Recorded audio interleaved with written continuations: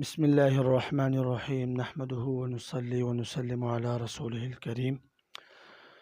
په دې خبره باندې د رب العالمین ډیره شکریا ادا کول پکار دي چې موږ او تاسو الله سبحانه وتعالى د دې آیات مصداق جوړ کړو.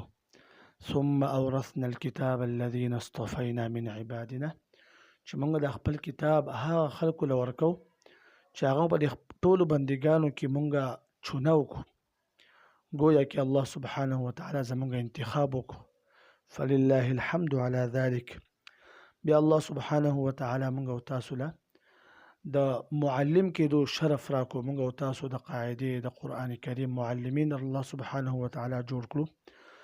یقینا ډیر د شرف او د خوشحالۍ خبره ده چې الله سبحانه وتعالی انسان له دا شرف ورکړي، ځکه چې اولنې معلم د قرآن کریم هغه الله سبحانه وتعالی ده.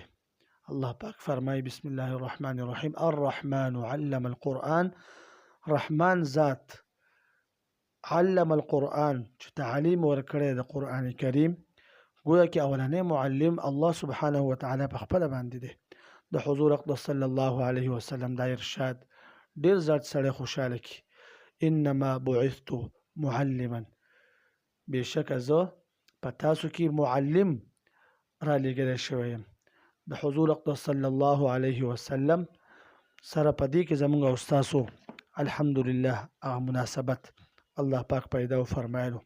د حجة الوداع په موقع باندې حضور اقدس صلی الله علیه وسلم معلمین د پاره دعا کړې ده.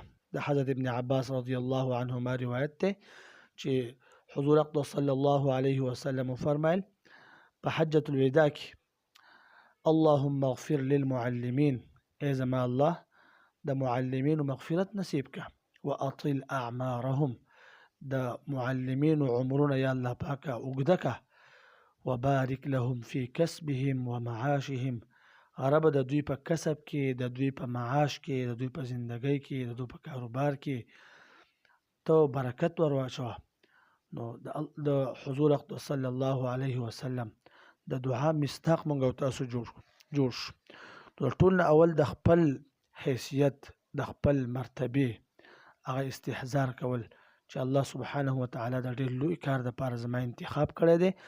دا به هم زموږ او ستاسو د پاره د خلوص او د ماشومان سره د مهنت یو ډېر لوی ذریعه او سبب جوړیږي.